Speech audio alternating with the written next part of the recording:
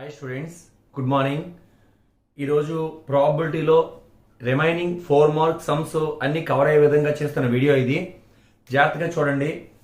మనకి ఇచ్చిన క్వశ్చన్ ఏంటో చూడండి. First, the probability of a contractor to get a road contract is 2/3. అంటే ఒక కాంట్రాక్టర్ రోడ్ కాంట్రాక్ట్ని చేసే ప్రాబబిలిటీ 2/3 అని ఇచ్చాడు. And to get a building contract is 5/9. అదేవిధంగా బిల్డింగ్ కాంట్రాక్టర్ ఎంతంటే 5/9 అని ప్రాబిలిటీ ఇచ్చారు. The probability to get at least 1 contract is 4/5. Already మీకు స్టార్టింగ్ క్లాస్లో చెప్పాను. అట్లీస్ట్ అంటే యూనియన్, అంటే at least the probability to get at least 1 contract is 4/5. అంటే యూనియన్ వాల్యూ కూడా ఇచ్చారు. Next, find the probability that he gets both the contracts. అంటే intersection value find out చేయమన్నారు. సరే, let A be the event to get a road contract. To get a road contract అంటే ఏనే event ఎలా తీసుకున్నాం అంటే రోడ్ కాంట్రాక్ట్ ని ఏగా తీసుకున్నాం, అనే ఈవెంట్ గా తీసుకున్నాం, ఏ అనే ఈవెంట్ గా కన్సిడర్ చేసుకున్నాం. And let B be the event to get a building contract. To get a building contract అంటే రోడ్ కాంట్రాక్ట్ ని ఏగా కన్సిడర్ చేసుకున్నాను, బిల్డింగ్ కాంట్రాక్ట్ ని బిగా కన్సిడర్ చేసుకున్నాను.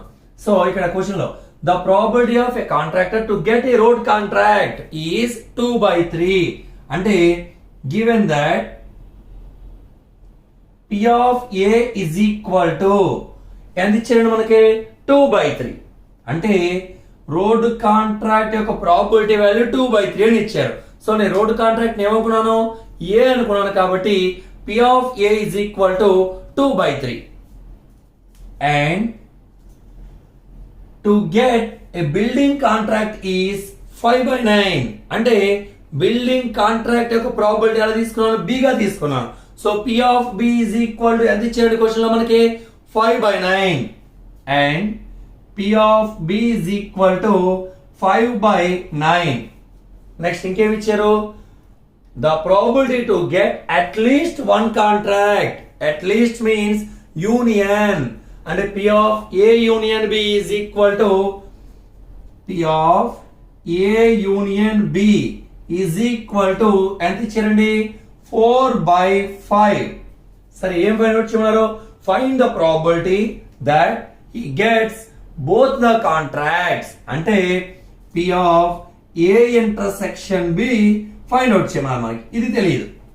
సరే, మనకి ఎడిషన్ థియరం ప్రకారం P of A union B is equal to P of A plus P of B minus P of A intersection B. That implies మనకి ఇందులో ఫైండ్ అవుట్ చేస్తుంది P of A intersection B. So minus P of A intersection B తీసుకెళ్తే plus P of A intersection B అవుతుంది.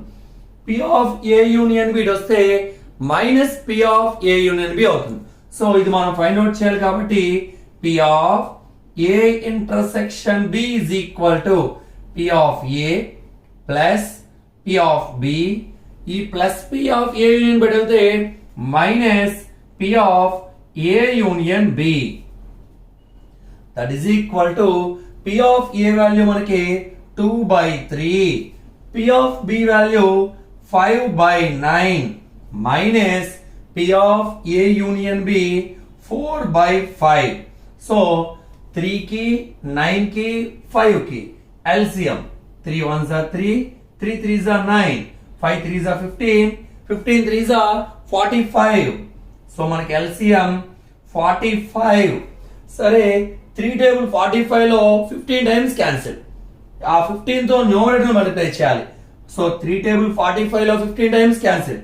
15 into 2 30 plus 9 table 45 లో 5 times cancel. 5 తో పైన numerator 5 multiply చేస్తే 5 into 5 25.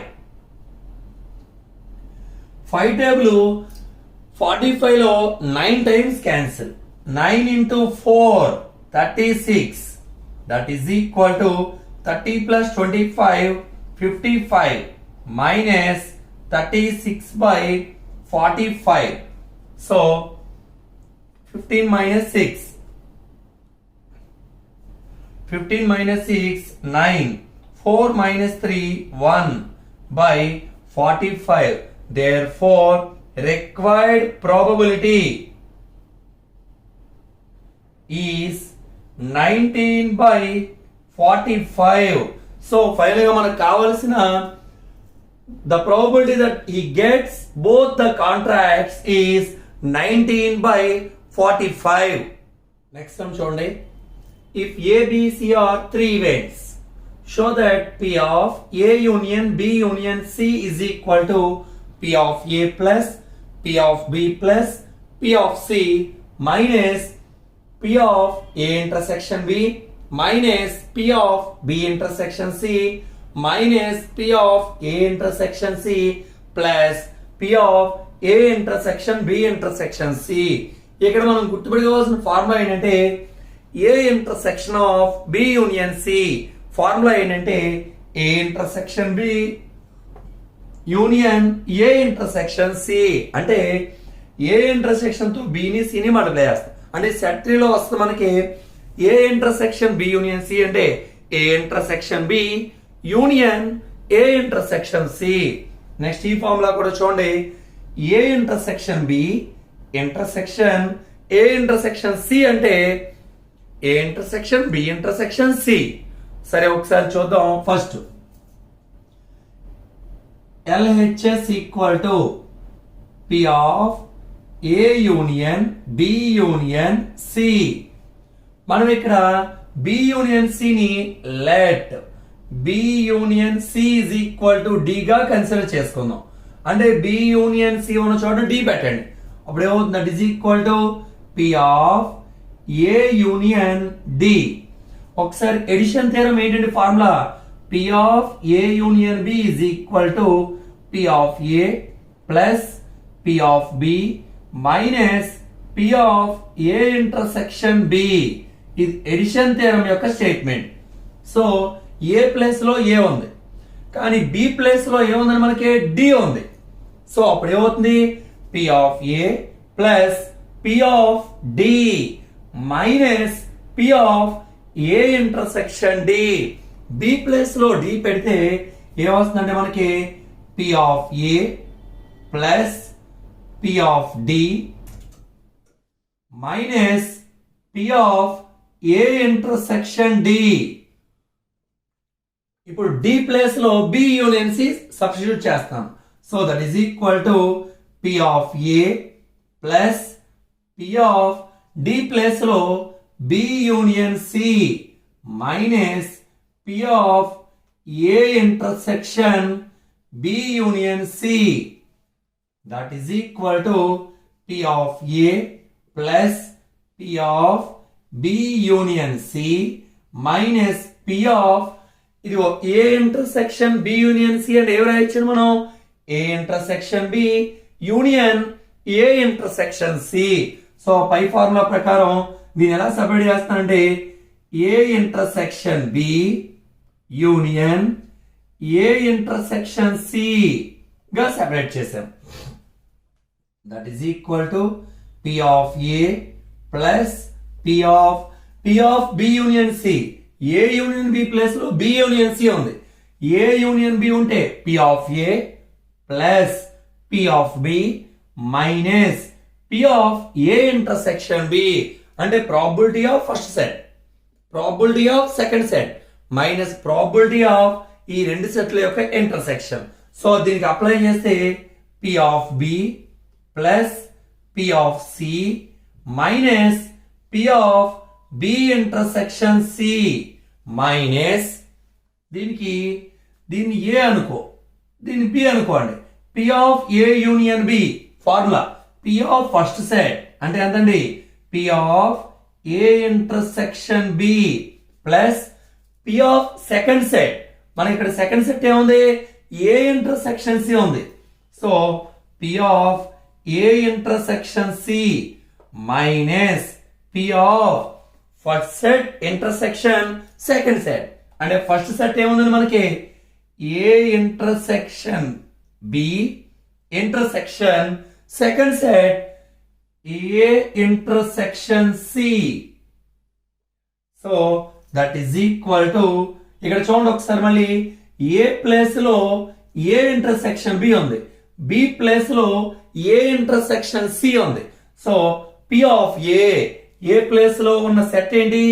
A intersection B plus P of B place లో A intersection C minus P of A place లో A intersection B intersection B place లో A intersection C. ఇప్పుడు ఈ minus ఇవన్నీ multiply చేస్తున్నాం.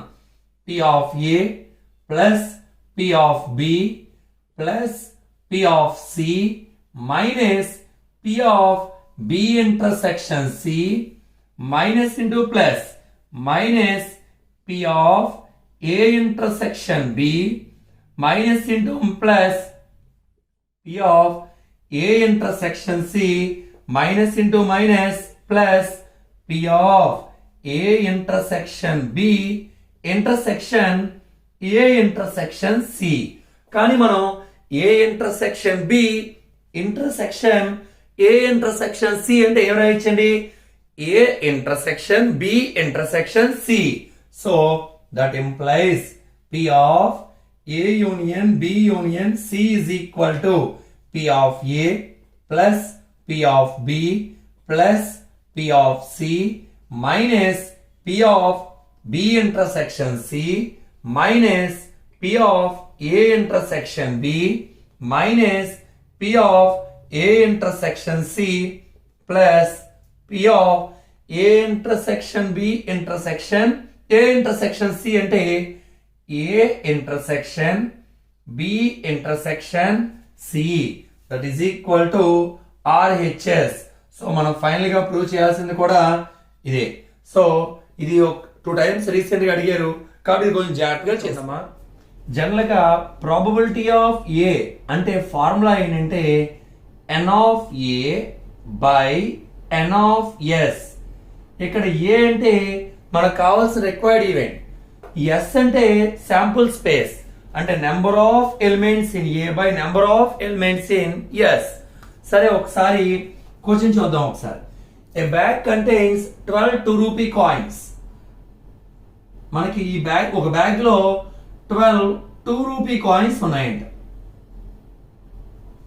ఇంకా ప్లస్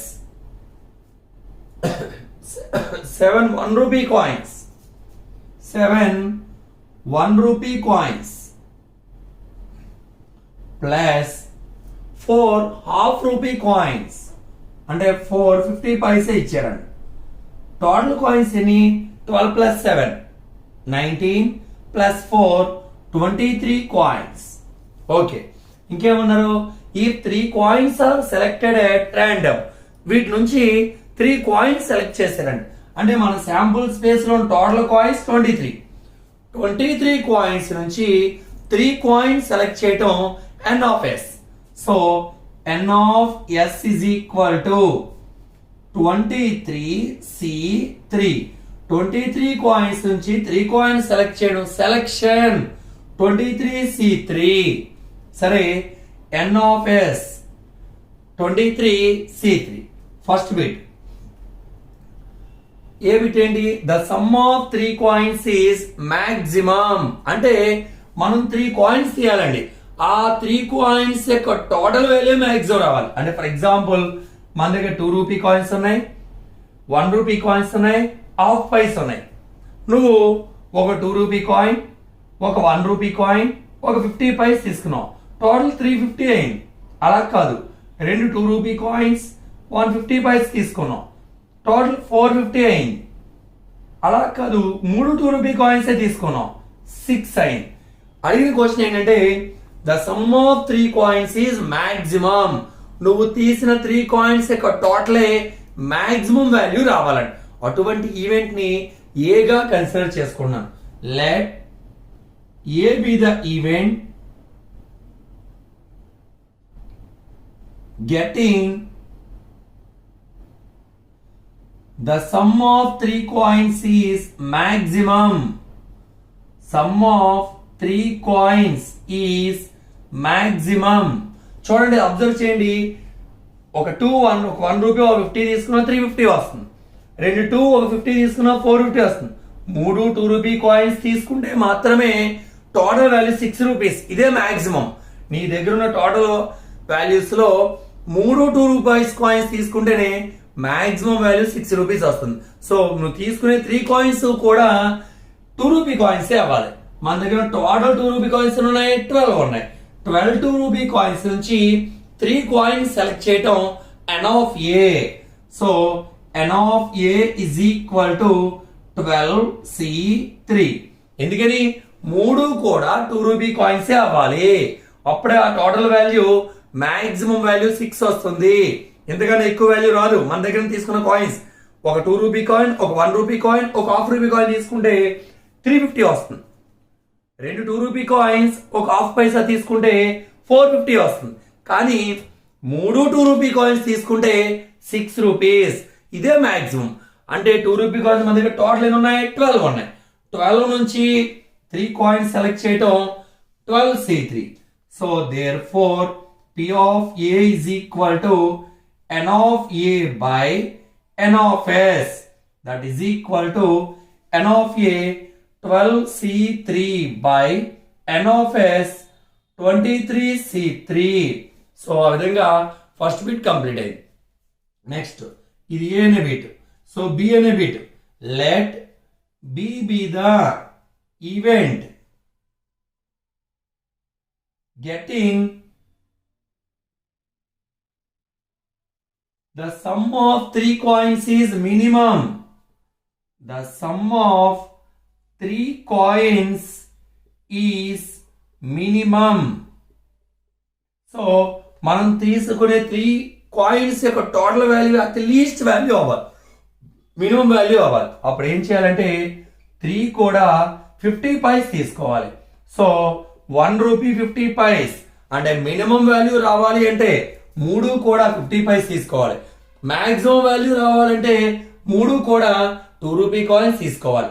సో మన దగ్గర 50 పైస్ ఎన్ని ఉన్నాయి? 4 ఉన్నాయి.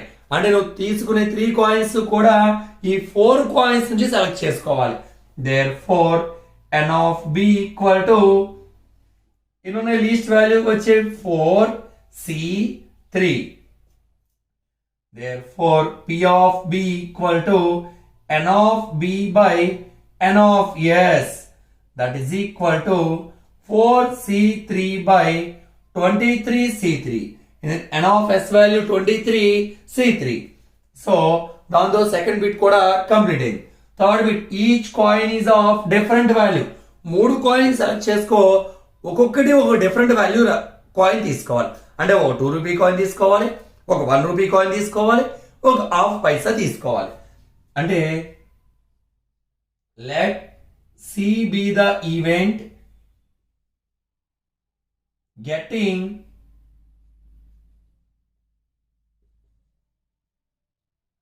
each coin is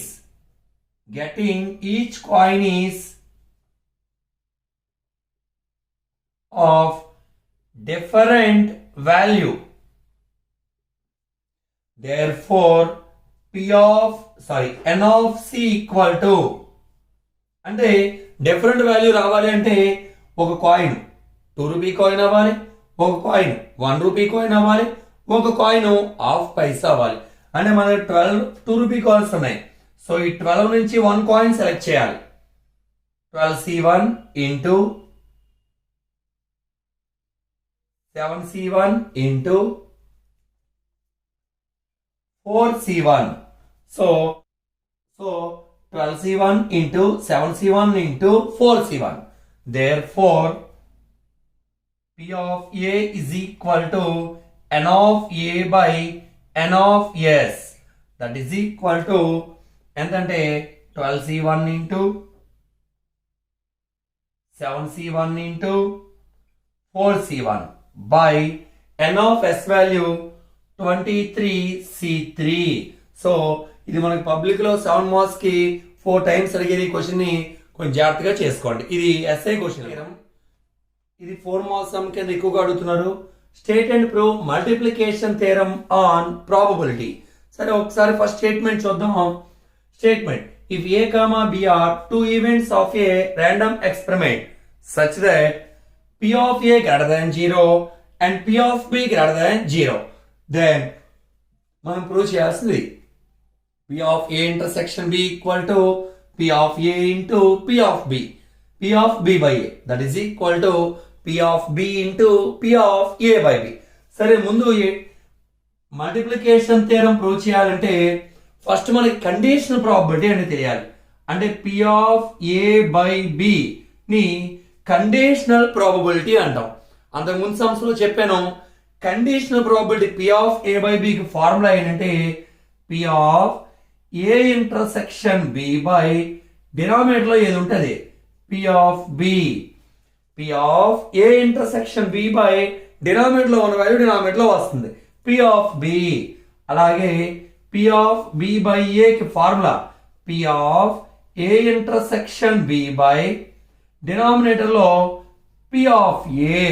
ఈ కండిషనల్ ప్రాబబిలిటీ తెలిస్తే మనకి ఆటోమేటిక్ గా మల్టిప్లికేషన్ థియరం చాలా ఈజీగా ప్రూవ్ అవుతుంది.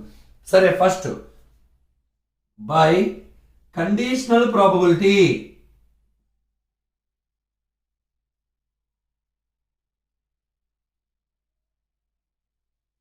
p of a by b is equal to formula ప్రకారం p of a intersection b by p of denominator లో ఉన్న వాల్యూ b క్రాస్ మల్టిప్లై చేస్తే p of b into p of a by b is equal to p of a intersection b.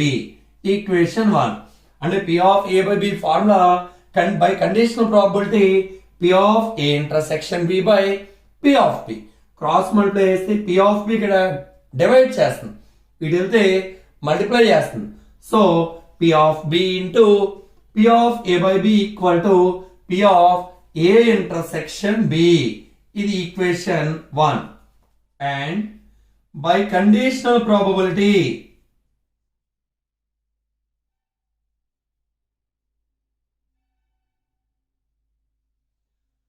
ఇప్పుడు ఈ formula ఏంటి p of b by a is equal to p of a intersection b by denominator లో ఉన్న value p of a. మళ్ళీ cross multiply చేస్తే p of a కి divide చేస్తుంది, ఇటు వస్తే మల్టిప్లై చేస్తుంది. So p of a into p of b by a is equal to p of a intersection b. Equation 2. So equation 1 నుంచి p of a intersection b value p of b into p of a by b. Equation 2 నుంచి p of a intersection b value p of a into p of b by a. So ఈ రెండు కూడా వీటికి equal అవుతుంది. అంటే దీని value p of a intersection b అయింది, దీని వాల్యూ కూడా p of a intersection b. So ఈ మూడు ఏమవుతాయి అంటే equal from equation 1 and 2 implies p of a intersection b is equal to p of a into p of b by a, that is equal to p of b into p of a by b. So ఈ విధంగా మనం multiplication theorem ని prove చేయవచ్చు. ఇది కూడా చాలా చాలా important some. So ఈ 15 సమ్స్ లో చేసుకుంటే మాక్సిమం ఒక 7 marks some, 2 2 marks sums, 2 7 marks sums, 4 marks, ఒక 7 marks some, 2 4 marks sums maximum cover అవుతాయి. కాబట్టి జాగ్రత్తగా ఇంతవరకు ప్రిపేర్ అయితే మీకు ప్రాబబిలిటీ ఆల్మోస్ట్ కవర్ అయినట్టే. తెలంగాణ వాళ్ళకి బేయిస్తారు, అప్లికేషన్ తీస్తారు కాబట్టి గన్ షాట్ ఇక్కడ నుంచే మాక్సిమం క్వశ్చన్స్ వస్తాయి. ఈ వీడియోస్ అని చూసుకుంటే ప్రాబబిలిటీ పెట్టిన ఈ వీడియోస్ చూసుకుంటే ఈ ప్రీవియస్ వీడియోస్ ఇది చూస్తే కంప్లీట్ గా 15 సమ్స్ ఉన్నాయి. మీకు గన్ షాట్ గా ఒక 7 మార్క్స్ సమ్, 2 4లు అంటే 15 మార్క్స్ కవర్ అయ్యే ఛాన్స్ ఉంది. Friends good morning. నేను మీకు అన్ని కూడా ప్లేలిస్ట్ లో వరుసగా మ్యాట్రిక్స్ సంబంధించినవి ఏ చాప్టర్ ఆ చాప్టర్ సంబంధించి ఫస్ట్ ఇయర్ సెకండ్ ఇయర్ అన్ని కూడా అప్లోడ్ చేస్తాను. మీరందరూ కూడా ఈ వీడియోస్ జాగ్రత్త ఫస్ట్ సబ్స్క్రైబ్ చేసుకోండి. సబ్స్క్రైబ్ చేయడం ద్వారా మీకు వరుసగా సీక్వెన్స్ లో అన్ని కనిపిస్తాయి. ప్లేలిస్ట్ లో topic wise 1A 1B 2A 2B అని క్లియర్ గా సెపరేట్ చేసి పెడతాను. ప్లేలిస్ట్ లోకి వెళ్ళి చూస్తే అవన్నీ మీకు కనిపించాలంటే అందరూ ఖచ్చితంగా సబ్స్క్రైబ్ చేయండి.